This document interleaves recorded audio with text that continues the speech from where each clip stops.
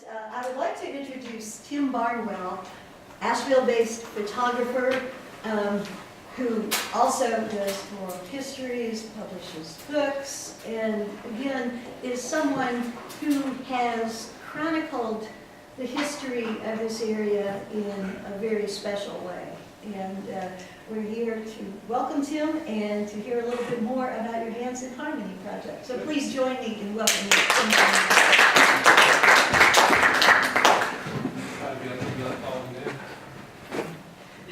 Can everybody hear me, or do I need to turn this up? Up a little bit, okay. I don't talk real loud, but I'll be glad to. Yeah, let me get around and do it. But anyway, I appreciate you coming out today. I always love coming to Western. My parents both graduated from here, and we're school teachers in this area. And I was born in Bryson City, lived in Franklin, and so still get over this way quite often. And so it's always great to come back and visit, and they've been kind enough to host a number of my exhibits over the years for the different Face of Appalachia and honors for around now the Hands in Harmony project. And so this one's been a lot of fun because this one kind of covers a bigger area than I've done in other books that are more kind of traditional farm life. And this is more handcrafts and music.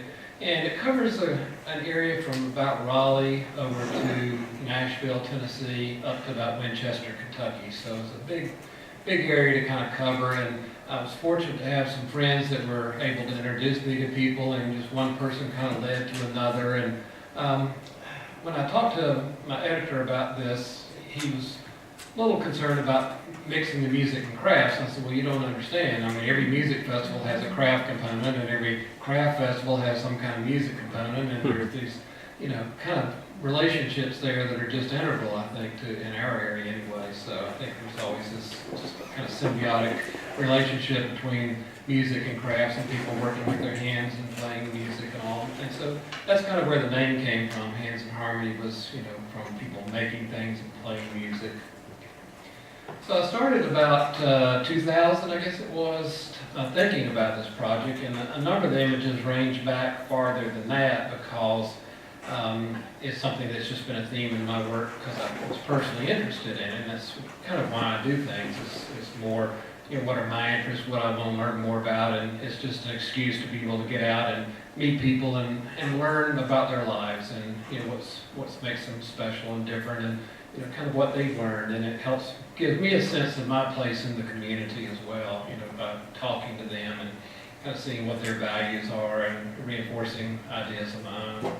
So I always like, including stories about the people in the exhibits and in the books. There's an oral history component where I interview the people and talk to them about what they're doing or something about their life. And most of them don't realize that they've done anything unique in many cases, especially with the farmers and people that are just laborers and stuff. To them, it's what they do every day. And to me, it's fascinating because I'm not used to it, or I grew up with some of it, but a lot of it predated my growing up and paying attention to it anyway. We tend not to pay attention to things till years later, not when we're living through them, but when we kind of want to look back on stuff, and we wish we had paid more attention when we were growing up about certain things that we kind of took for granted, I guess. So what I want to do today is kind of go through the images. We'll spend a little bit of time, and I'm welcome for you to ask questions at any time. You don't have to wait till the end. If you've got something you want to know, just ask me. I'm not going to be overly technical about the photography end of it because I figure most photographers really don't care about that. So we'll kind of deal more with the people, but I'll be glad to answer any kind of technical questions as well if that happens to come up.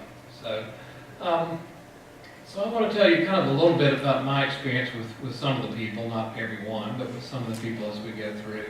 Because if you look at the exhibit, you'll notice that there are text panels there where the people are talking about something about their way of life or what they're doing or things like that. And in the book, the same components to that. So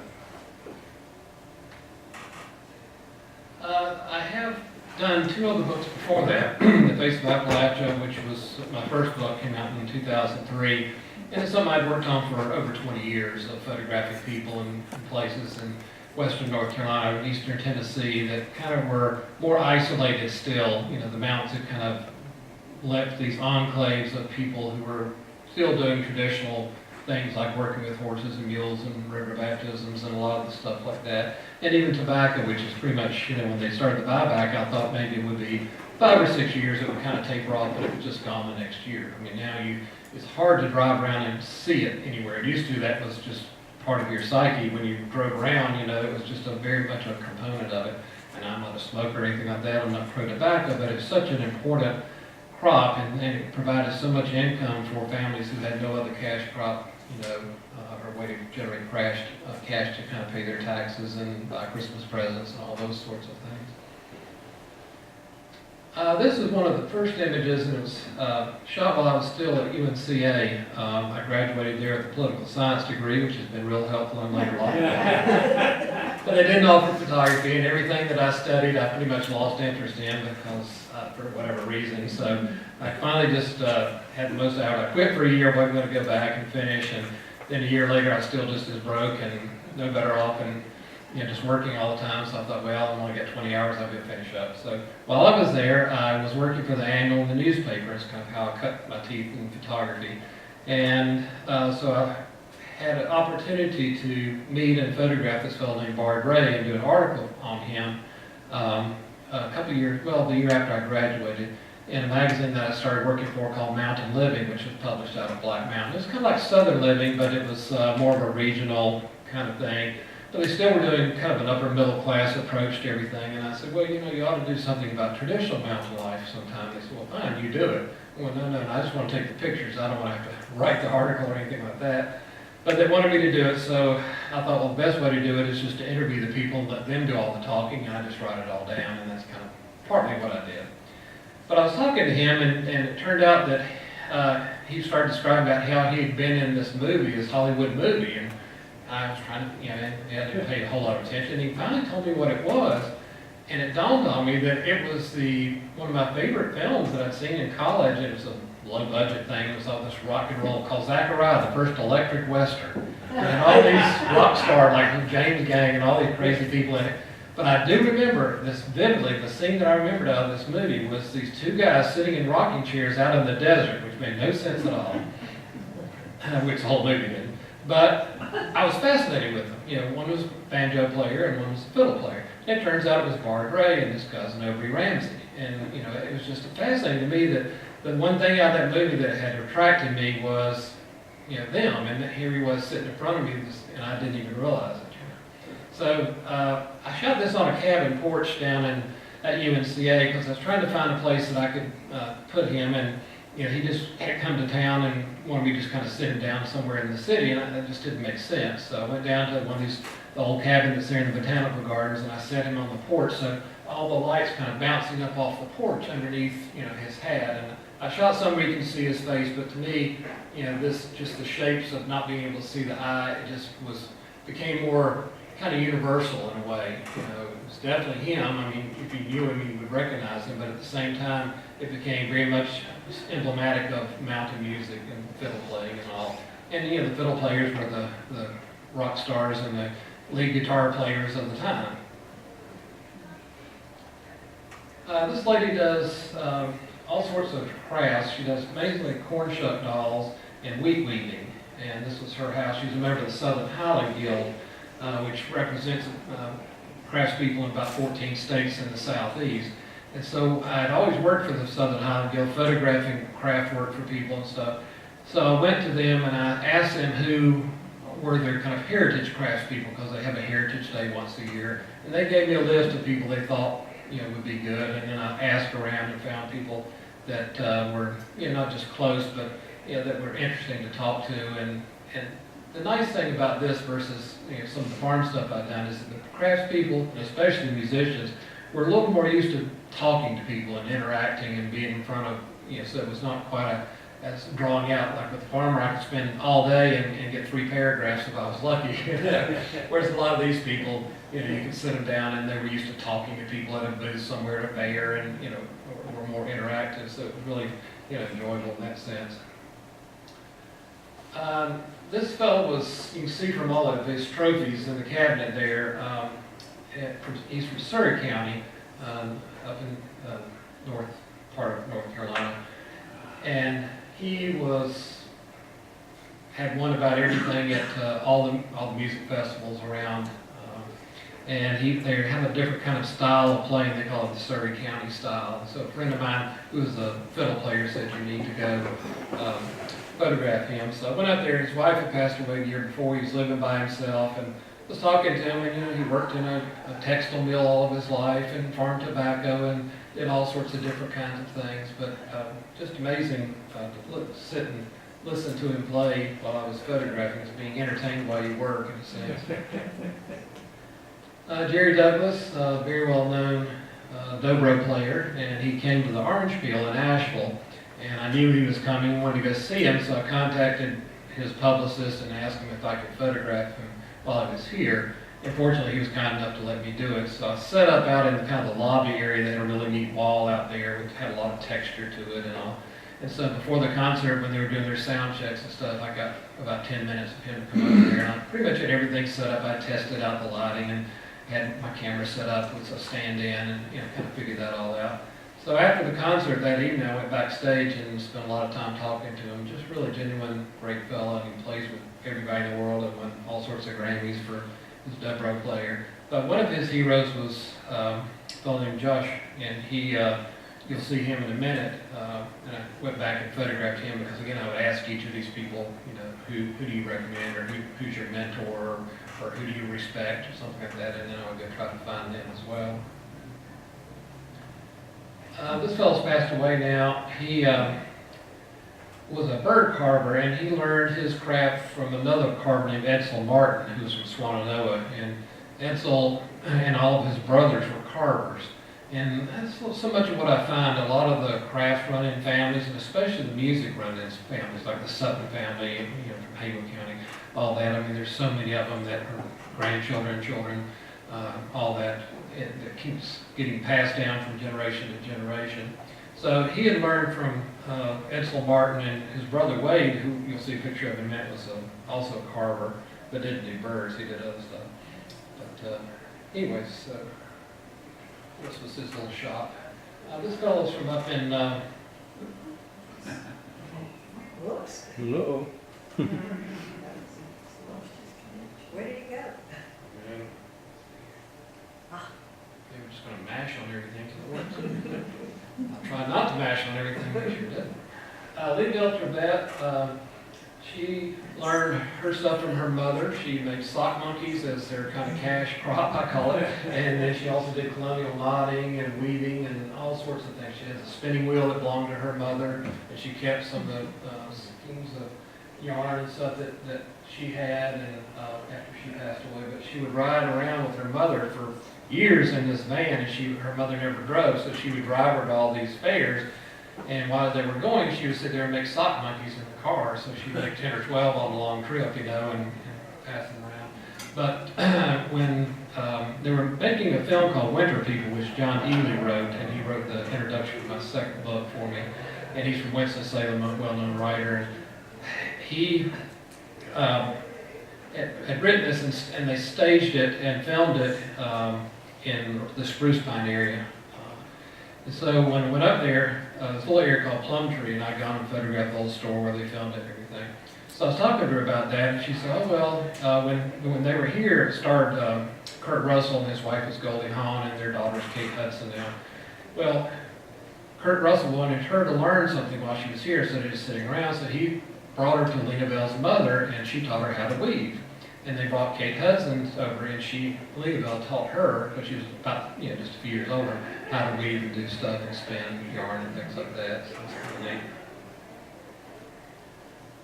Wayne Henderson, this is a rock sculpture of himself with Doc Watson. Wayne's an instrument builder from up in Rugby, Virginia. And so everybody, Eric Clapton, all these people have his guitars. He's internationally known as a guitar builder primarily, but he also makes fiddles and dobros. He's made a little of everything, but primarily guitars. And he'll repair them. Thinking people bring them in, they've been gunshots through them or something. He'll fix them and all that. Always an interesting story about how they got that shape. But he sponsors a festival. They still do it up in Virginia there, and so he would have Doc and all these different people come in and play for him. And so he ran into a guy in Washington, D.C. that knew how to sculpt out of brick. And so he basically traded instruments to him to come down here, and he made him, they took a photograph of them playing together, and made this stone sculpture in a heart. And so I sat in there with the same hat on and all that, and some of the instruments that he had built, and because he was really proud of this thing he had made, kind of as a tribute to Doc.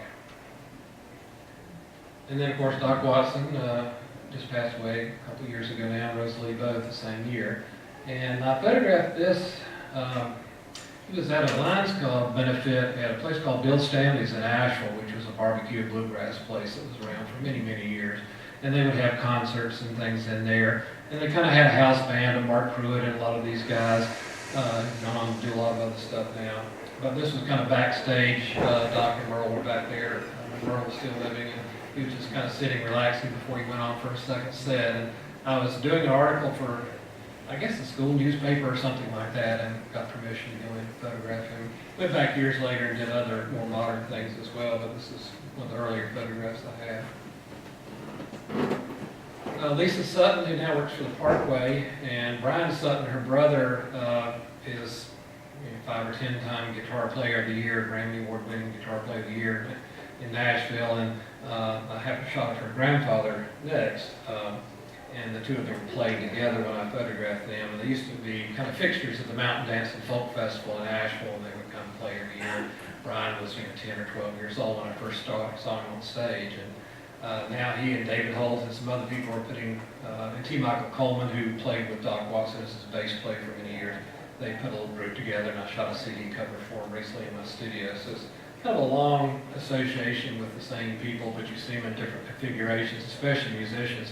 They all play in 5 different bands, different configurations of some kind to try to make cobble a living out of it. This fellow and his father, Mike and Bee Hensley, and I'll show you his father here next. They have a forge up around Little Switzerland off the Parkway, and they're both guild members. And the son makes mostly handmade knives, and he's got a 5-year waiting list for his knives. They're all handmade. And his father is a very gregarious person.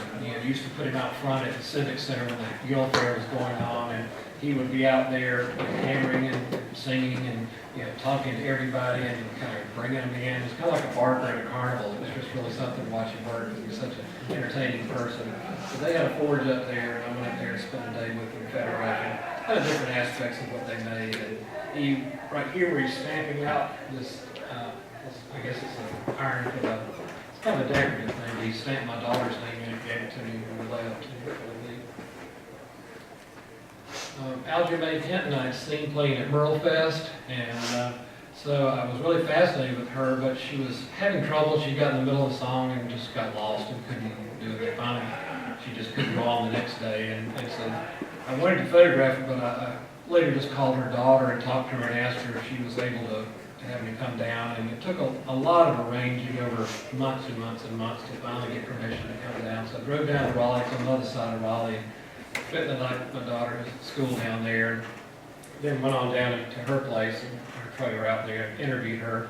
And I did 30, 45-minute interview with her. And I'm sitting right next to her, but she doesn't have her teeth in, and she's talking, and I can't understand her, And there's another guy in the room that's like a family friend, and he's laughing every once in a while, and I don't know if he really understands what she's saying or he's just being kind.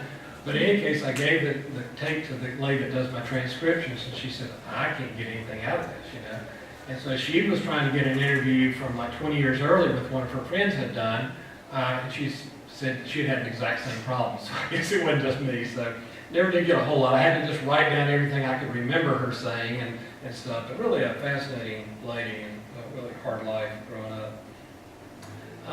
Butch Goins is part of the Cherokee Nation, and he and his wife were presidents of the Koala Arts, who sells all the crafts for the Cherokee there in town, Koala Arts Council. And he's a wood carver, so you see the horse and stuff he's carved in the background and other pieces he's working on there. I've always enjoyed working with the Cherokee, but it's very different. Their sense of time and their sense of commitment to something is very different than ours. And I remember walking with a lady one time that I photographed, and I'll show you her picture here in a little while, and she was making baskets, and we were walking through the Cumberland Village there, meeting different people, and I kept having to slow down, and she wouldn't her catch up so we could talk. And finally I said, am I walking too fast? And she said, oh no, it's their tradition that the women will walk 2 steps behind the men. And I said, well, it's awfully hard to have a conversation that way, so we finally just had to sit down somewhere so I could, have a conversation.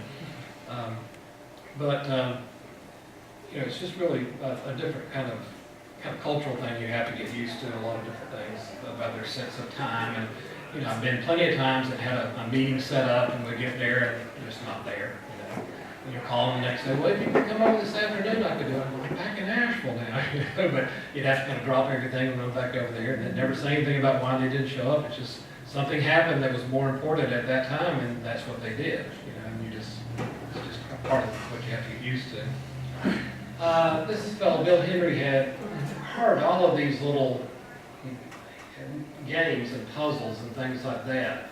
And he had kind of these quintessential things of the axe and the piece of wood that were all carved out of one piece. And so he made this whole kind of thing of like pickup sticks, but there were all these crazy mountain themes of axes and those and different kinds of things like that. He would do a lot of craft here. But he learned he was working as a nuclear engineer at Oak Ridge, and an electrical engineer actually at Oak Ridge. So most of the time he was just sitting there looking at a panel. As long as no alarm went off, he was okay. So for 8 or 10 hours a day, he didn't have much else to do. And he took an electrician's knife and started carving. And that's how he learned to make all of this stuff while he was there. And then when he retired, he just kind of did it full time. Lee Sexton is obviously a banjo player, but played fiddle, other different kinds of things as well. And he went around with a guy named Bruce Green, who was a good friend, and he was a fiddle player. And he had gone, when he was living in Kentucky, he had gone to all these people's homes while he was working up there, and he would learn the original tunes from them in person. And when you would go to a music festival with him, all the other people his age and younger all learned these songs from recordings. So they would have an album that they all learned that song from.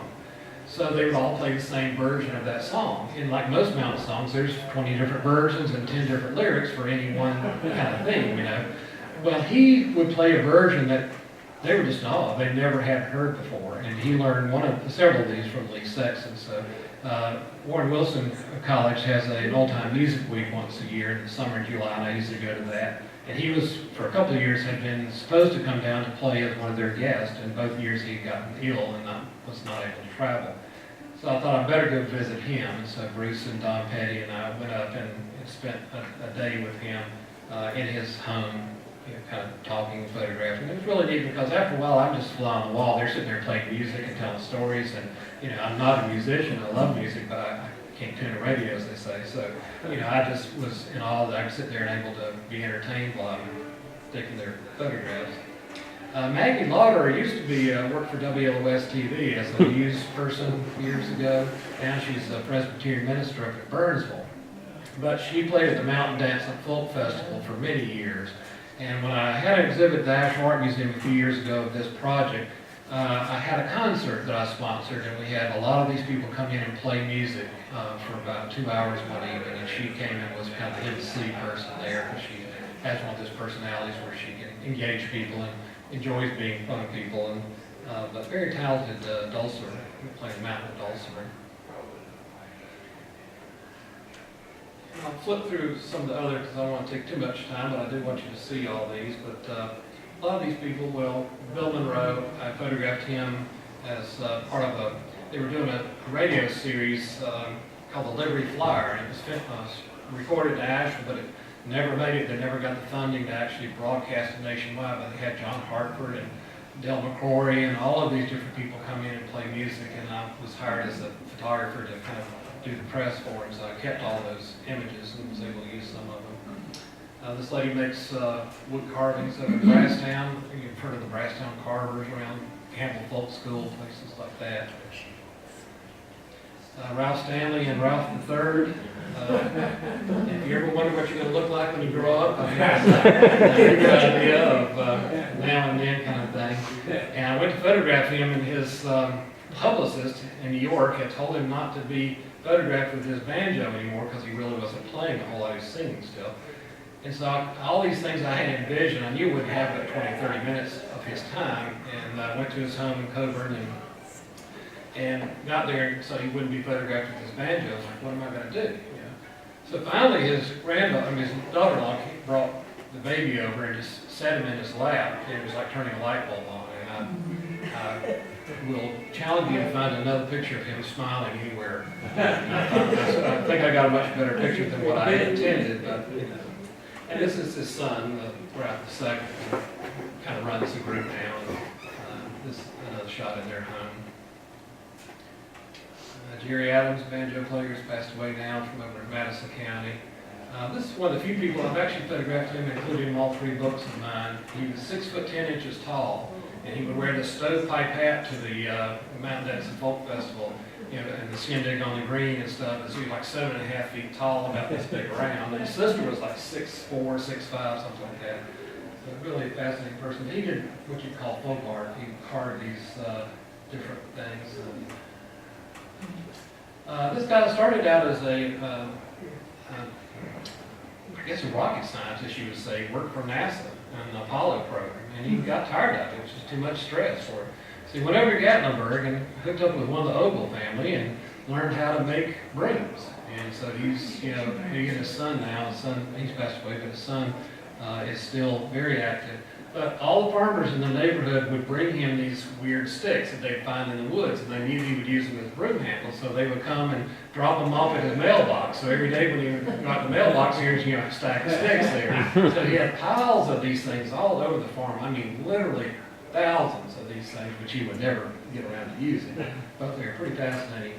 So he's kind of lost here in a sea of these vines and sticks. Danny Dupree ran the Qual Arts in Cherokee for many, many years, and this is her in the museum with some of the artifacts. Mary Jane Queen, which you all probably know well, or her family, Queen family from Mountain Heritage Day over the years. This is at her home. Jan Davidson, who used to be the director here, and then I guess it was, and then he now at the Campbell Folk School and director there. This fellow made chairs, Max Woody, and he's from down in Old Fort, and this is kind of his shop. And you know, he has about a 5-year backlog if you want to order one of his chairs. And you know, I thought it's because he made these fantastic chairs, which is true, but it's also because he can't shut up. So when you go to visit him, which everybody drops in to visit him, he will tell you 1,000,001 stories. So 6 hours later, he hadn't got any work done, and you say, okay, well maybe 6.5 years now to get your chairs. But really fascinating and musician fellow. You know, loved all musicians and supported them. This lady would go over to the in Brevard to the Cradle of Forestry, and she would demonstrate weaving. She's a member of the guild, and she's a weaver and sells her work. But 3 days a week, she and her husband would volunteer over there, and he would make children's toys and give them away, and she would do the weaving and stuff. And David Holt, who's kind of a local legend, played with Doc for many, many years, and now is kind of out on his own, and does a lot of different groups. And he's got a new series on PBS. If you get a chance to watch it, called The State of Music. I highly recommend it. It's about an hour program that he just came out, and they're probably going to rerun it sometime soon. And he's trying to get the funds together to make it a regular type of thing, like he did with some of the others. But really fascinating. Went around and interviewed all these people, musicians in North Carolina, gospel, bluegrass, you know, kind of all different genres of music.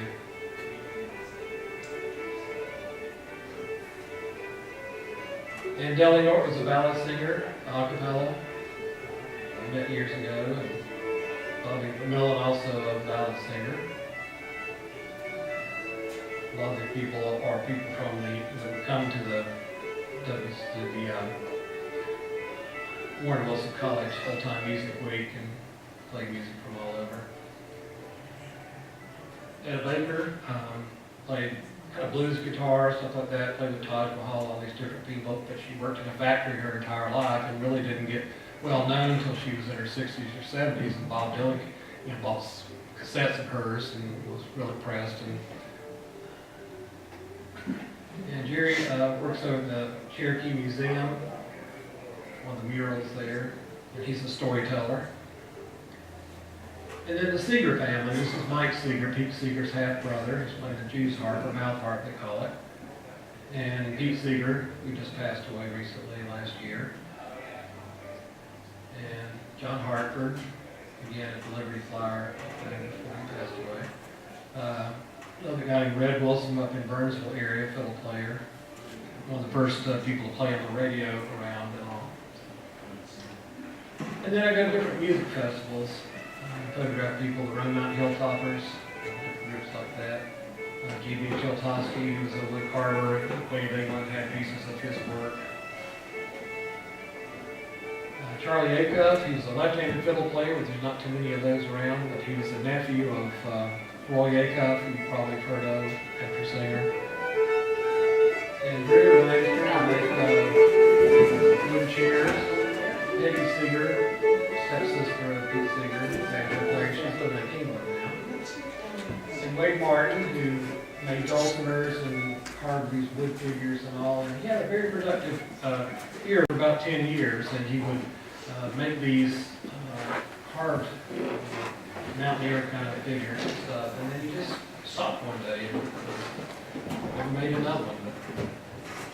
And my friend Don had helped him meet a lot of the different people, T.G. Dulcimer, and Bruce Green, I mentioned, fiddle player that took me around to meet a lot of the old-time players.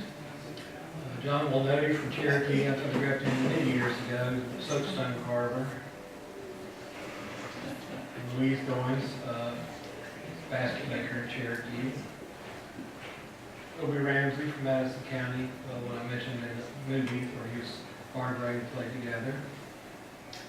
And this fellow made over 500 of these mountain dulcimers. He was real well known. He's from Winchester, Kentucky, and learned his craft and was a shop teacher at school, and finally started making these things and selling them, and decided he could make more money doing that and enjoyed it more, and started doing that full time. And Laura Boosker runs the Madison County Arts Council now, but she's been playing around here since she was a kid.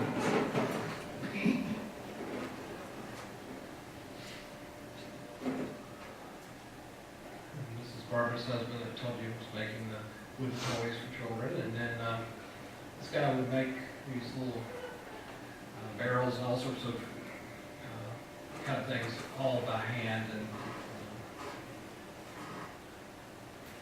we get from music festival. This guy's from Madison County, but I don't see him out much. And a lot of these guys have passed away now.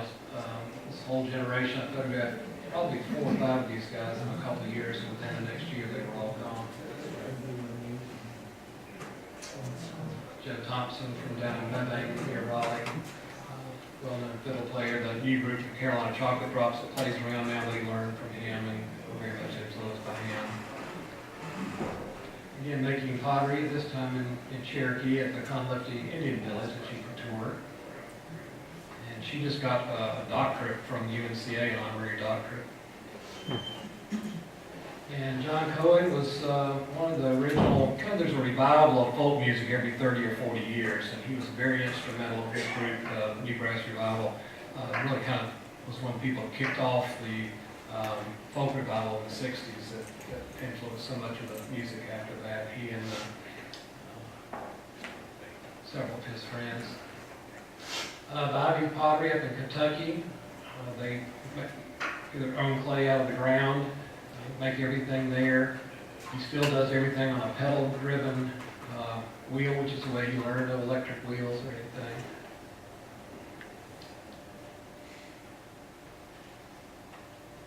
This fellow makes these chairs. He only makes about 12 a year. He's part of the Mennonite community over near Nashville. And they all came down to farm because the land was cheap, and then what happened was the land got more expensive and they all left, but he was not making his living as a farmer anymore. He was making his living carving these chairs. So his only concession was he had one electric bulb in his shop. His house had no electricity or anything like that. He had 12 children, which I guess explains something. But anyway, Sheila K. Adams, ballad singer. This was shot in the Sodom area of Madison County where she grew up. And Minnie Atkins was a real strong influence in the folk art tradition, and she's got to be real well known for these carved chickens that you see everywhere. She's one of the first people to make them. And this is her husband and son, some of their creations. And Wayne Henderson is a musician, has a program at WC2S on the weekend, and he teaches music and plays all around. He plays a lot of variety of different things. And I actually had photographed him for his alumni publication. I was doing an article on him, but at the same time I was working on the book, so when I got through with that, I set up and shot black and white of him with all kinds of instruments spread out in this cabin he had built. Double weave baskets.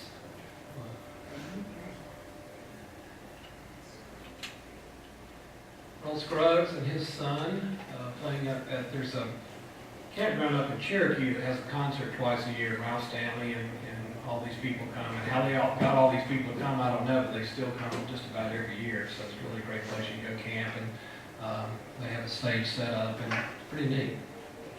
Roger Howell does instrument repair in Mars Hill, and fixes kind of everybody's instruments. And Josh Graves is the dobro player. I was telling about the Jerry Douglas. He was kind of a mentor for him. He played with Flat and Scruggs for years and years. He was their main dobro player. He'd lost both of his legs because of diabetes at this point, so he didn't want that to show. So we kind of put his wheelchair up under this table and laid all the stuff around. But that's all of his Grammys and different awards that he's gotten over the years. And Kenny Baker, who also played with Bill Monroe for many, many years, was kind of everybody's quintessential fiddle player is Kenny Baker. He's passed away now. Let's go through a few more and I'll wind up because I know somebody else needs to get up here next. This fellow, I'll tell you though, he has a record of the longest recording career of any musician.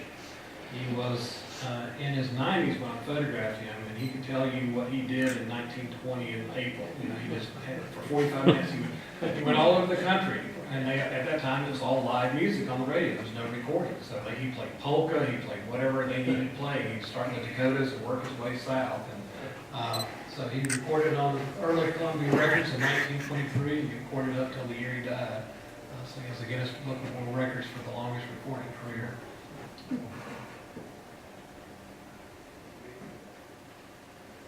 Okay, any questions?